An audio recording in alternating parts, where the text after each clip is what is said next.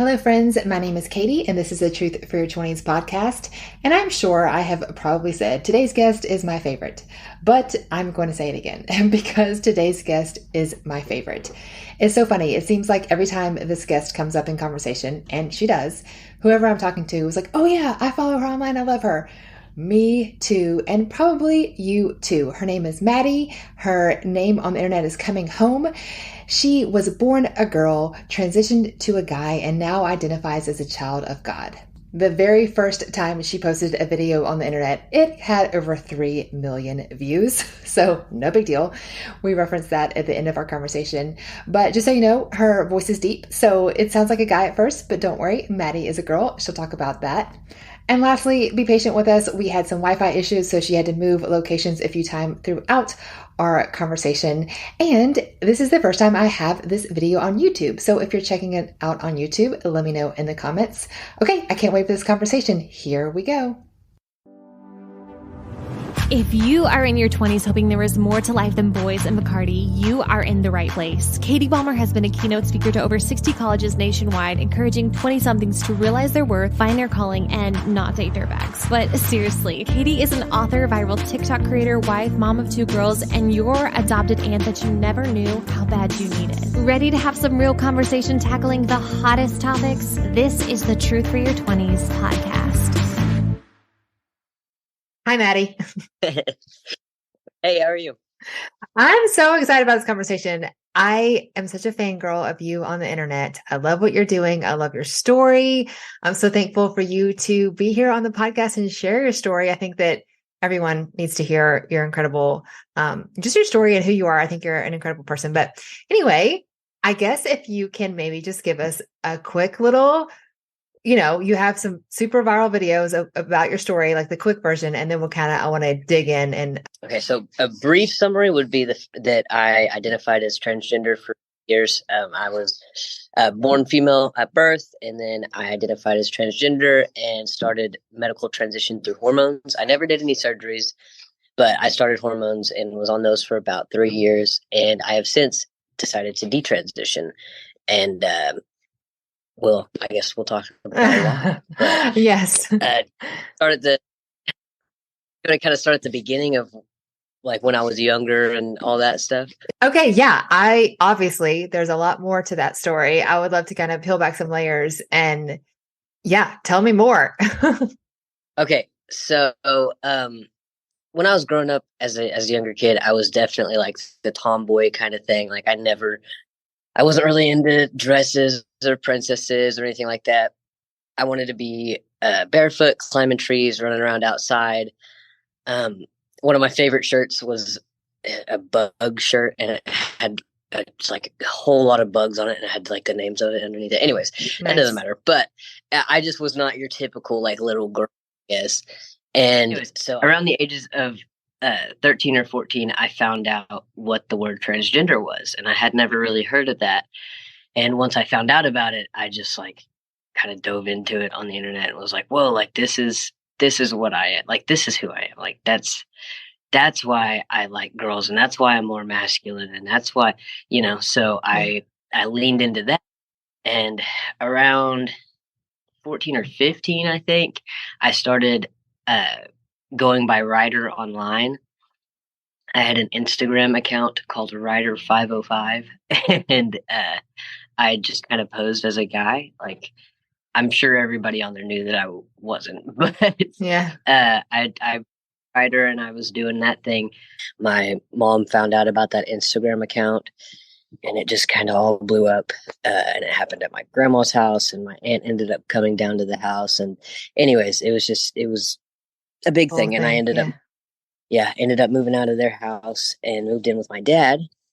And then my dad found out. I guess my mom might have said something to him, or maybe it was just because of the way I was dressing and stuff like that. But he eventually found out, and it just did not go well there either. So I ended up moving back in with my mom, and then I moved back in with my grandma. Like, it was I was bouncing around for a second, I felt. Anyways, but the more, and so after they found out initially, and after my dad found out as well, I started trying to like lean more into the feminine thing and try to like go back closet, I guess. If and so I tried to dress feminine and act feminine and let my hair grow back out and all this stuff. Uh, but it didn't ever feel right. I was really depressed. I was really anxious. I was self-harming. And also, going back a little bit, I started self-harming at age 11. Wow. It was the stupidest reason ever that I started, but anyways, I continued doing that as I got older, and I didn't stop until I was 23, I think. Wow. So that was Over 10 years of self-harming. Yeah, it was a long deal. But so I was just depressed and anxious, and I felt like transition was the only thing that was gonna help me get out of that. Like, I felt like the reason that I was depressed and anxious and all this stuff and had all these mental health issues was because I wasn't like living my true self, and I was living for everyone else around me. Like, I was just trying to be a girl to appease my parents and my family and stuff. So once I moved out, I and like got my own place, I started looking into hormone treatment, and I had to get a letter of recommendation from a therapist, but I only went to like 2 or 3 counseling sessions. I feel like it was not very long at all. And that letter, and I took it to an endocrinologist in Tulsa, Oklahoma. And that day, like the day of my appointment there, I got testosterone. Wow. So, which I was super stoked about, but here we are. Anyway, so I ended up getting on testosterone, and I was still living in McAlester, Oklahoma. And I ended up getting with this girl, and we moved to Oklahoma City, and I was living as Matthew, using he, him pronouns and stuff. And very few people in the city knew that I was transgender because I passed really well. Like, I don't know if, you've seen pictures. Yeah. Shaved head, facial hair, the whole thing. Yeah. So I worked at Dillard's, and I kind of stepped out of my shell and stopped being as anxious and whatnot. But something still was missing because I was drinking and I was smoking pot and doing all this other stuff to try to like fill that void, even though I felt like I was doing good and I felt like I was just smoking and just drinking because it was fun. Like, that's what it felt like I was doing. But looking back, I really feel like I was still trying to fill that void that I had. So yeah, anyways, then in 2020, when COVID hit, was it? Yeah. So 2020 is when COVID hit. So we ended up moving back to my I ended up moving back to my grandparents' house, but in an RV on their property. You were engaged to the girl at this point, right? And I was engaged to my ex-fiance. And we both moved there and lived in this RV on my grandparents' property because we had gotten evicted from our apartment in the city, and we had gotten furloughed from our job due to COVID. So, and we got evicted because we had too many animals. We weren't like throwing wild parties or anything. But got evicted, so we ended up having to move. And my great grandma had passed away around this time, and so I had just recently got back into contact with my grandparents. I wasn't really talking to my mom at this point, but my grandparents were talking to me, and I was talking to them, and we kind of rekindled that relationship we had. And so whenever we got evicted, I talked to them and was like, hey, could we buy this RV? And they were like, no, but you can stay in it. They were like, you can't buy it, but you can stay in it. So we ended up staying in it in their driveway, and my nana would bring us like dinner but it was just like they were treating us like normal human beings. And then, like I said earlier, my great grandma had passed away. And so her house was just sitting vacant and had been for a couple of years, I think, because she had been in a nursing home towards the end of her life. And they decided that they would let me buy it from them. So I was buying this house. Me and my ex-fiance both were living there. We were planning on getting married, but there was still some of my great grandma's old stuff in there. And she was a singer-songwriter, gospel singer-songwriter. So I was going through her old stuff one time, trying to clear out the guest bedroom. And I found one of her old songs. And the song said, God's working all things out for your good if you'd only trust him like you should. And I was like, like funny, mama, whatever. Okay. So but for some reason that made me feel like I should start praying. I was like, you know what? Like, let me just try this praying. So I prayed on and off. In December of 2020, my job was going to close down for a few weeks because of Christmas, but I didn't have enough leave saved up to get paid during that time. I ended up, I wasn't going to have a job, but my buddy texted me out of the blue and was like, hey, do you want to come pick water leaves off of marijuana plants? So I was like, yeah, for sure. Like, I need a job and you're offering me one. Like, I'll do it. And so I go up there for a couple weeks and end up picking water leaves off these plants. And while I'm in there, like, there's a lot of white noise from fans and the lights buzzing and stuff. And you can't really have a conversation with another person. So my buddy was listening to music and I was like, okay, well, what am I supposed to do? So I started praying. And the first thing I did was thank God for the job. I was like, okay, thanks God. Like, thank you for the job that you've provided, because I wouldn't have gotten paid otherwise. Like, that's cool. Thanks. And then waited a little while, didn't really know what else to say. And then I got thinking about it and I was like, you know what? Thank you for my family. Like, and then I asked the question, how did it go from them never wanting to see me and them like not wanting anything to do with me? Like, I wasn't allowed to see my siblings or anything like that. And I promise you, it's like I heard the voice of God say, I gave them the spirit of love. And I have that same spirit of love if you would quit running from it. And that night I knew, I was like, okay, I'm going to break off this engagement and I'm going to detransition. And that quickly. Yeah. I don't know. Like, I don't know. That's the conviction that hit my heart after he spoke to me that. But it wasn't like a condemnation type of thing. I wasn't saying, oh, well, God's real and I'm terrified and I have to change my life. But it was like, I have better plans for you and for her. Like, this isn't my perfect design. And I made you the way that I wanted you to be. Yeah. You know, I knew, I don't know. But it was crazy how fast that happened. Yeah. And I was my whole life was about to flip upside down. I knew I was going to do it. And my buddy Tyler, he's the one that got me the job there. And he had also met God not too long ago in the grow house.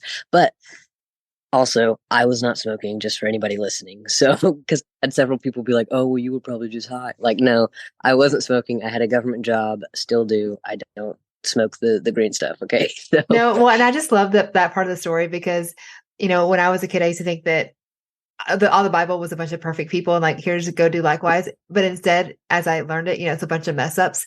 And I feel like if we were to record, I don't know, the saints today, like your story of a girl transitioning to a guy in a marijuana house, here's the voice of the Lord. Like, yes, of course he met you there. Of course he met you there. That's like and you know, we used to think that like, we think that Jesus only talks to perfect people. Like, no, he was so after your heart. And I just love that story so much.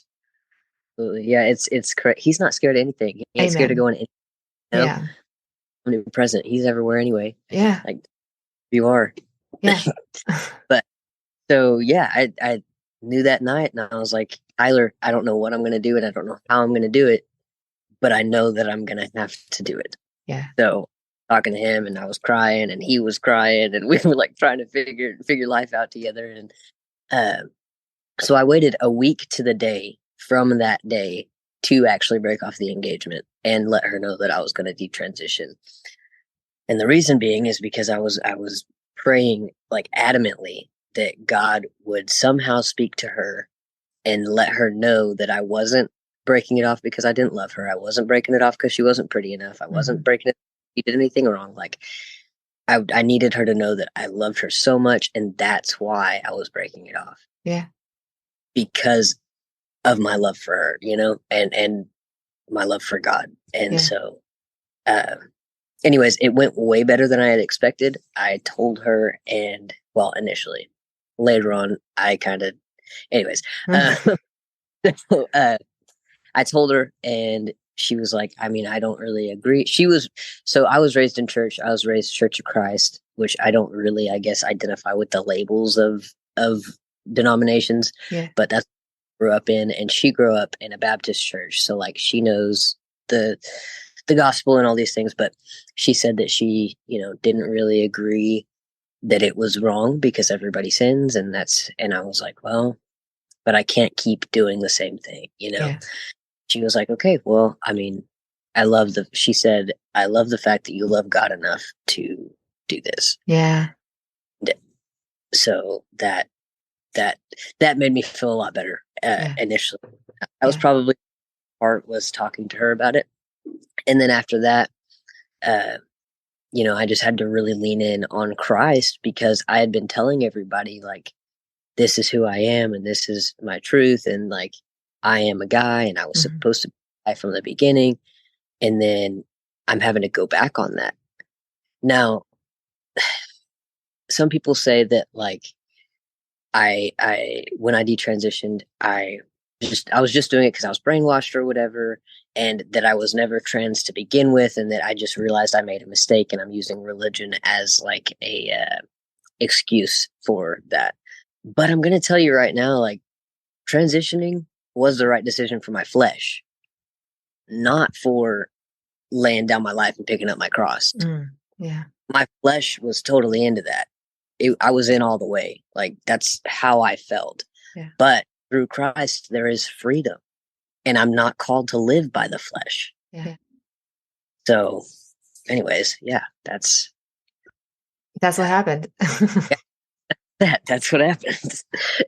I love how you talk about how the big transition also with your family that, get out of my house, we don't want to talk to you. You can't even see your siblings.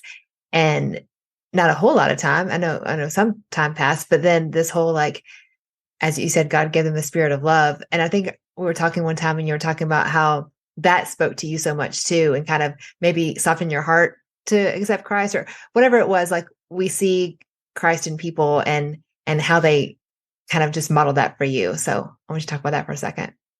Yeah, like I started seeing the love of Christ through my family because I knew how they had felt about it, because obviously things did not go well initially. Yeah. Didn't really talk for a couple of years. Well, not whenever we were living in the city. My family and I really didn't communicate. My mom would send me some stuff, like for Christmas or my birthday or whatever.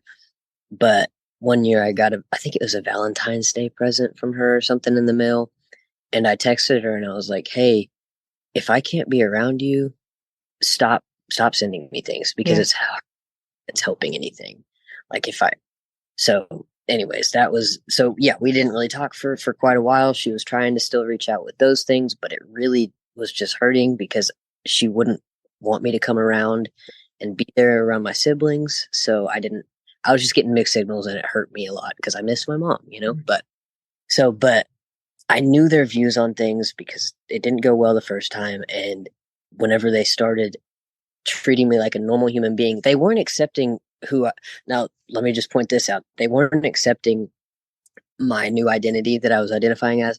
They still called me Madeline, and they still called me like she, her. Mm-hmm. So that never changed. Also, because I was trying to be respectful of them, whenever I started living there, I kept myself shaved and whatnot. Mm-hmm. So I didn't have a whole goatee coming into my grandma's house because I was trying to just be respectful of them because I knew their views. And because I also grew up Christian, and I never stopped believing in God. I should also say that, I guess. And so I knew what their fears were. And so I wasn't really holding the way that they were acting against them at all. Just because I knew it was hard for them as well. So I was trying to have grace and mercy in that. But yeah, I forgot where I was going with that. No, it's okay. I think your story is just so powerful. And I love it how you say, I was born a girl, identified as a guy, and now I identify as a child of God. Right. Right. I just think that that's so beautiful. And I also think that it's been amazing how your story has been so redeemed because now you're a mother. Yes, ma'am. That's so exciting. And like you taking hormones, was that a fear? Did that maybe couldn't happen one day, or do you know? Once I quit because yeah, it was. If you have an option to like to freeze your eggs or whatever, I didn't do that. Wow. And it's different for everybody. Like somebody could be on testosterone for 1 year Uh, and is again, and somebody could be on testosterone for 15 years and get pregnant while they're on testosterone. wow. It doesn't, it really depends on the person. It's not, and I don't think it's been studied near enough to be Yeah. able to say one way or the other. But for me, I was very blessed in the fact that I was able to have a child, and now I have a little. She'll be 4 months old on the on Saturday. So A little baby. Oh my goodness. Well, I just love your story and I'm thankful that you share it. I'm curious going back to your, well, goodness, because all of these thoughts started so early, but I know you kind of talked about, we'll get back to that earlier, that yourself about your tomboy self and thinking that, well, you were just broken or something like that. And yeah, talk to me about that. so God kind of opened my eyes up to some things once I opened myself up to Him and like started leaning into His love and allowing Him to love on me. And one of the things that He showed me was that like because I was more attracted to females, and I went to a church, Christ Church, and you kind of hear things. They didn't ever really say stuff like this in front of me intentionally, but just the gay people go to hell and that it's not okay to be gay and all this stuff. Well, I was more inclined to lean towards women, and I feel like that's a big part of what made me start identifying as a male.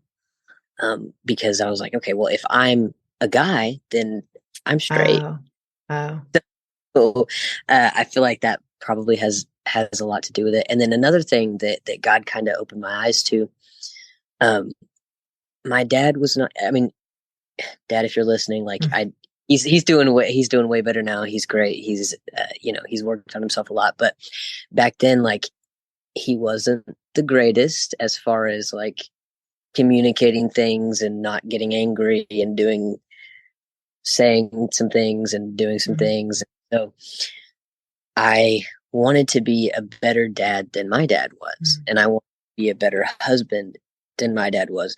He's a really good husband to my stepmom now, but whenever him and my mom were like, she would say things sometimes that would make me think things. And so anyways, I wanted to be a better dad than my dad and a better husband than my husband, better husband than my mom than he was to my mom.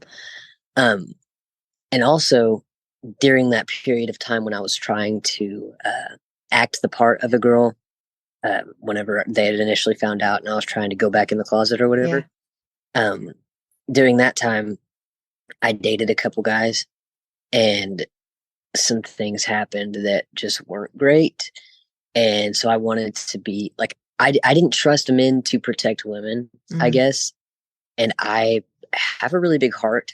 And so I was like, I want to treat a woman the way that she should be treated, so I got to do that. So like when I found this girl that I really liked and whatever, we ended up being together for almost 3 years.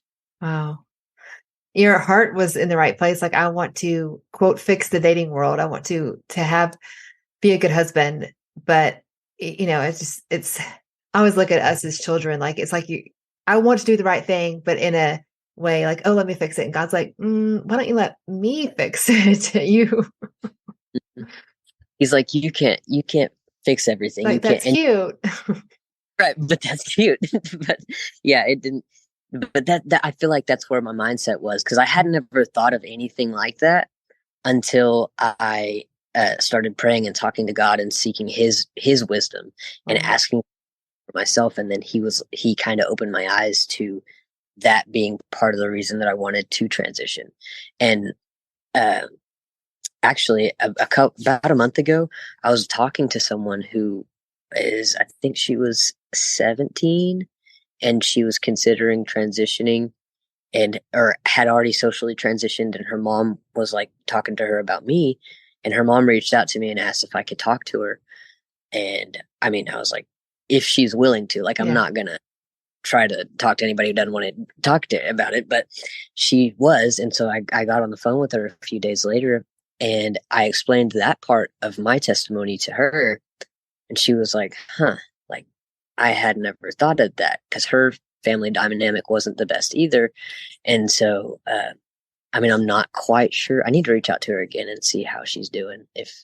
But anyways, yeah. So that's something that your Satan tries to blind you to, the different traumas and different things that can cause these other issues, which is why I really wish that it did not only take 2 or 3 counseling sessions for me to get. I know, right? A lot of people, it is that way, which is something else. And then also, like with kids transitioning, I cannot. Yeah. But there's so many things that can cause someone to feel this way. Right.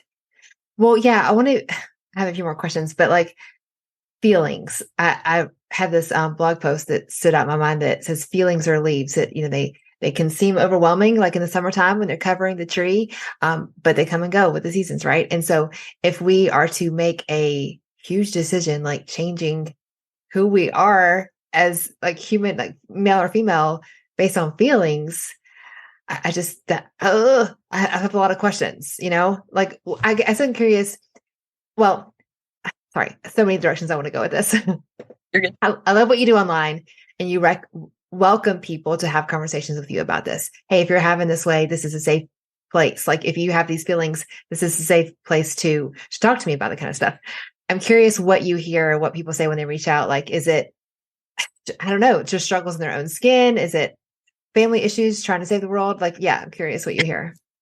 Yeah. Usually it's like family members that are talking to know how to help or what to do, as far as their other beloved family member that's going down this path or having these thoughts. So that's usually what it is. But I do sometimes, I think I've gotten like 3 in the past couple weeks, messages from people who are questioning their gender identity, who say like, I grew up in the church, but then like, this is my truth. And now I'm going to a Lutheran church that like, are different things that are going, that's accepting and doing this, but how do I navigate this? Or what kind of asking about my testimony too, and what happened for me, to see if there are similarities and whatnot. But usually if someone messages me, I'll just be like, hey, can I send you my number and you call me? Cause this is going to be easier over the phone. Yeah. It's a lot to unpack. Yeah. So, but yeah, that's the majority of what I get is family members and stuff. But again, I have gotten some people who have reached out who are in that hard place that I was in. Yeah. And haven't quite hit that real hard conviction that I did, like right off the bat. Yeah. Which that's not everybody. So I don't want anybody to assume that or to think that, but that just my own testimony. Well, I'm also curious what you've experienced when it comes to, it seems to be, and you experience this better than I have, but culturally you come out of the closet and there's a parade and like, yo, good for you, you're brave. And then you realize, wait, like no, this isn't what I thought it would be. I do want to be who I'm created to be. I'm detransitioning. There seems to be a little more hate thrown your way. I would love for you to talk about that. Yes. Okay. So the most hate or backlash that I've gotten with detransitioning has been online, because anybody who's actually met me in person, even people who are LGBTQIA plus whatever, like if they've met me and they know me and know who I am, as a person, like they didn't really have an issue with it or say anything, but just me saying that I'm detransitioning out on the internet in the open where anybody can see it. They don't know who I am. They don't know what how deep into it I was, how real it was for me. They don't know any of that stuff. So they kind of, they throw the, oh, well, you've been brainwashed or you were never trans to begin with. I'm like, if you would have met me 2 years ago, you would not be saying that. Like you would know that I knew, as far as like, again, like I said, transition was the right decision for my flesh, but that's not what my soul needed, and we're not called to live by the flesh. And it's so crazy how much self-acceptance I have towards myself now. even with a deep voice, and I got to pluck my chin hairs all the time. I have to buy new scissors all the time tweezers all the time because the hairs are so coarse. Like it ends up like making it to where they won't grab anything. Anyways, but yeah, it's crazy how God can change a heart, you know? I'm so glad you said that because I sense that about you and I love it. And I feel like you would probably say that's a total God thing, but like, yes, you do have a deeper voice and that's be the rest of your life, right? Or yeah. And so these are consequences and the face plucking, whatever. But like, you're like, yeah, well, it's who I am. And you're so just beautifully confident. And that's what everyone craves. I think this, not in an arrogant way by any means, but you're just, I don't know how else to say it, but beautifully confident. And I think that it's captivating. I love it about you. Appreciate that. Again, I never had that until I really sought out Yeah. God. You were self-harming and stuff before. Oh yeah. Yeah. Like I have all kinds of scars, but yeah, it's crazy what he'll do if you lean on him, you know, Yeah. with your own understanding. And it is really now detransition. If anybody is watching this and has some sort of like identity thing going on right now, and you're considering detransitioning, like it was hard for me in the beginning. And I want to emphasize that because I don't want anybody to see my story and think, oh, well, it was so easy for Maddy. If God wanted me to detransition, he would make it easy for me. Like it was difficult in the very beginning, but I knew I needed to do it, but it was still a difficult thing because living as a transgender trans man, I was constantly thinking about what other people thought or what other people saw when they saw me, because obviously I wanted to pass as a male. So I was Yeah. like all conscious of what other people are seeing and what I looked like and but whenever I'm as far as detransitioning, if I was going by that, I would not, anytime I pick up the phone, it's okay, sir, or, you know what I'm saying? Like, Yeah. but anyways, now it's just like, I've gotten so close with God that he's literally the only opinion that I'm worried about because So his opinion, good. you know, so you have to find yourself really leaning on him instead of leaning on your own understanding and leaning on your own things or leaning on anybody else's opinions of Yeah. you. Like, yeah, anyways, you just gotta. I just love you. And guys, if you're not following her online, I'm your biggest fan. I think that seriously, you talking to the camera is not kind of fancy production. It's just your genuine, messy, but beautiful story. And I think I think that's how God shines because I don't know. I can't say enough that, I used to think that Christians were all the people who got everything right.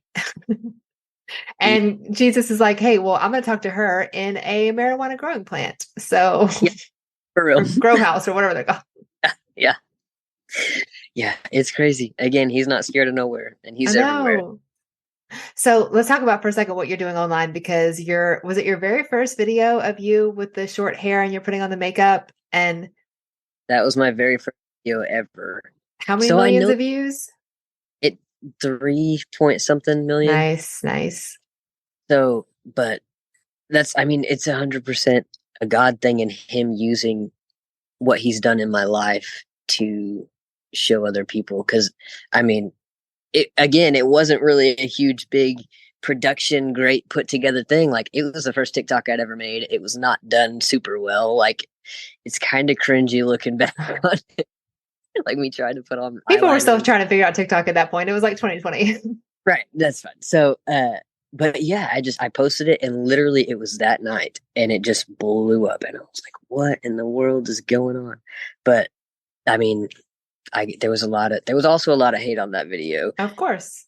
but the overwhelming majority was positivity though, and like people saying like welcome home and this, that, and the fourth, and I don't know, it was really cool. So, but I know that it was him because that video was not like movie quality, Yeah. it was Yeah. great thing is it was just me trying to tell the story that he's writing in my life. Amen to that. And I'm like, it's just so glad you said that because I want to say that next that your story, the story that God wrote in your life it needs to be heard everywhere. And if you're listening and you need a speaker or a podcast guest, or I don't know, but Maddy, I'm like over here trying to be your hype girl that like your story needs to be heard. And of course, it's amazing what your transition story, but what I love the most about everything is you're so authentic and so real and beautifully messy beauty is the only one I know how to say it, because it's just, it's like it's not this clear cut beautiful story, or it is a beautiful story, but it's not what we think of, like, hey, and then A and then B. Like it's just this glorious mess, which is how nature is, right? You think about it, like a forest, it's just chaotically beautiful. I don't know, I'm on my soapbox, but I just love your story. I love you, and I think that everyone needs to have some Maddy in their lives, or at least follow you on the internet. Well, thank you so much. Yeah, I'm always open to doing podcasts or talking, or if there's anybody close. Like, I'm actually doing a speaking thing next month on like the 30th at my friend's church. So hopefully that'll go well. Oh, good. Yeah. Congratulations. Well, I will make sure I link all of your social profiles, and we'll definitely share that first viral video when we promote the episode, because it's powerful. But anyways, I just appreciate you, and go give that baby some hugs from Auntie Katie. I will. I hope you have a great day, and thank you so much for coming on. Of course.